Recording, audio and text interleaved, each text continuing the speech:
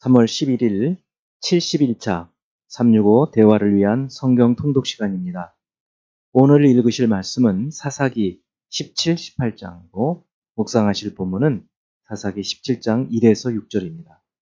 말씀의 개요입니다. 17, 18장은 연대순으로 보면 사사기 3장 다음에 오는 것이 적절해 보입니다. 그러나 주제로 생각해 보면 지금 자리가 적합해 보이죠. 단 지파 사람들이 땅을 찾을 때 이야기이기 때문입니다.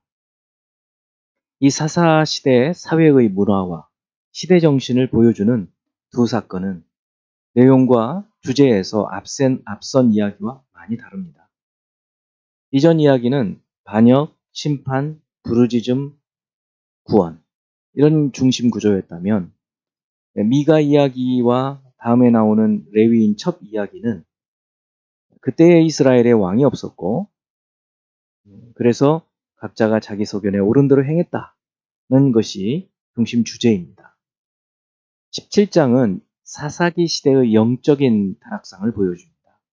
1에서 6절은 에브라임 산지에 미가의 모친이 은 1,100을 훔쳤다가 돌려준 아들 미가를 위해서 은 200으로 신상 둘을 만들고 에봇과 드라빔도 만들고 자기 임의로 아들 하나를 세워 제사장으로 삼는 것을 7에서 13절은 유다 베들레헴에 살던 한 레위 지파 청년이 에브라임의 미가의 집에 가게 되어 미가가 그에게 자신의 집에서 제사장이 되어줄 것을 제안하자 그것을 받아들여 미가의 제사장이 된 것을 알고 있습니다. 18장 1에서 6절은 왕이 없었던 시대에 단 지파가 거주할 땅을 구하기 위해 정탐을 보내 땅을 살피러 가던 중 미가의 집에 가게 되었고 거기서 미가의 제사장 청년을 만난 것. 7에서 10절은 정탐들이 미가의 집을 떠나 라이스를 정탐한 후 단지파에게 돌아가서 보고한 것을 말합니다. 11에서 13절은 단지파 사람들이 라이스를 정복하러 가던 중에 미가의 집에 이른 것. 14에서 20절은 그들이 미가의 우상을 탈취하고 레위 청년도 데리고 가는 것을 다룹니다. 21에서 26절은 미가가 단지파 사람들을 추격하지만 그들의 힘에 눌려 되돌아가는 것. 27에서 31절은 단지파 사람들이 라이스를 정복하고 지파의 모든 사람들이 그곳으로 이주하고 미가의 우상을 숭배하고 레위 청년이 그 단지파의 제사장 역할을 하는 것을 기록하고 있습니다. 놀랍게도 그 레위 청년은 모세의 손자 게르솜의 아들 요나단이었습니다. 회막이 실로에 있을 동안에 이 신상이 단지파에게 있었다는 기록을 볼 때, 그리고 성막은 사무엘까지 실로에 있었던 것을 우리가 알고 있죠. 또 사울왕 때에는 노브로 옮겨졌다가 다윗 때에는 기브온에 있었던 것을 우리는 알 수 있습니다. 이제 예수 그리스도를 닮아가고자 하는 우리의 목표를 향한 여행을 위해서 질문하고 대답하는 시간을 갖습니다. 첫째, 사사기 17장 6절. 그때에는 이스라엘의 왕이 없었으므로 사람마다 자기 소견에 옳은 대로 행하였더라. 이 같은 사례를 17장에서 찾아본다면 어떤 것이 자기 소견에 옳은 대로 행한 것일까요? 그리고 오늘날에는 어떻다고 볼 수 있을까요?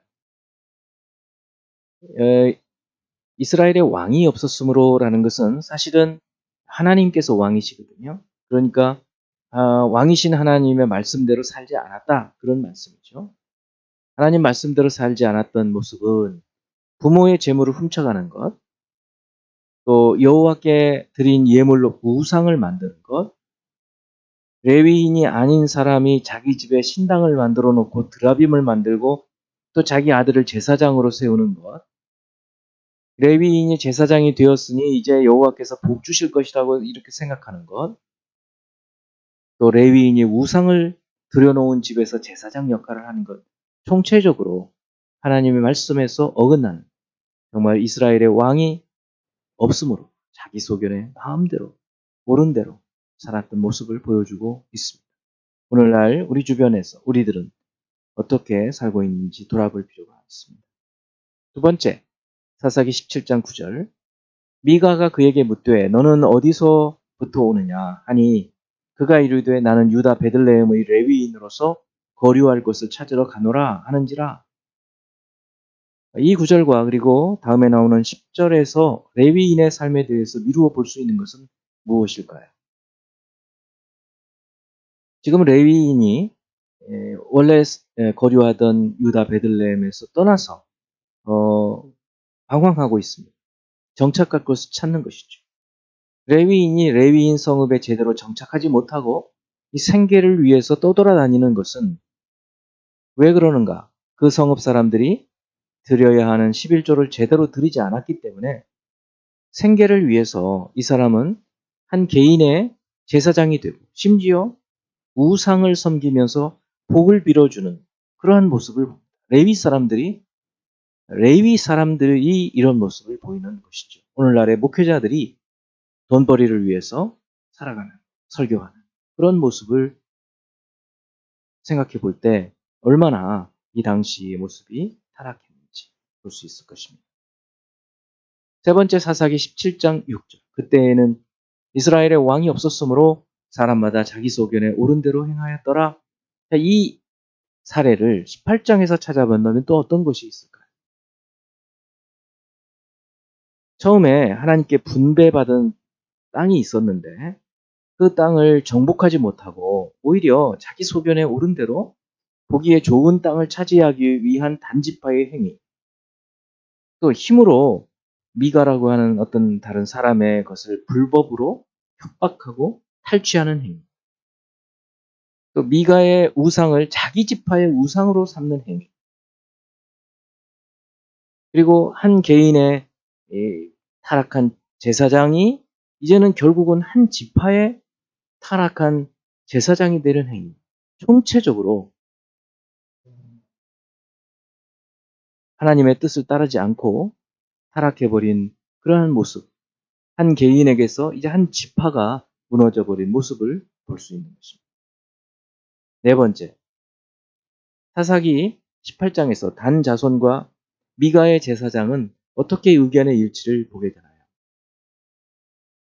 단 자손은 그 레위 사람에게 한 집의 제사장이 되는 것보다 한 지파의 제사장이 되는 것이 낫지 않냐, 이렇게 제안했고, 그 미가의 제사장은 그것이 자기에게 더 유리하다고 생각해서 받아들이는 것이지요. 하나님의 뜻보다는 자기 개인의 이익을 쫓아 사는 이스라엘 자손들의 모습을 오늘 이 레위인의 모습을 통해서 보여주고 있는 것입니다. 다섯 번째, 사사기 18장 30에서 31절.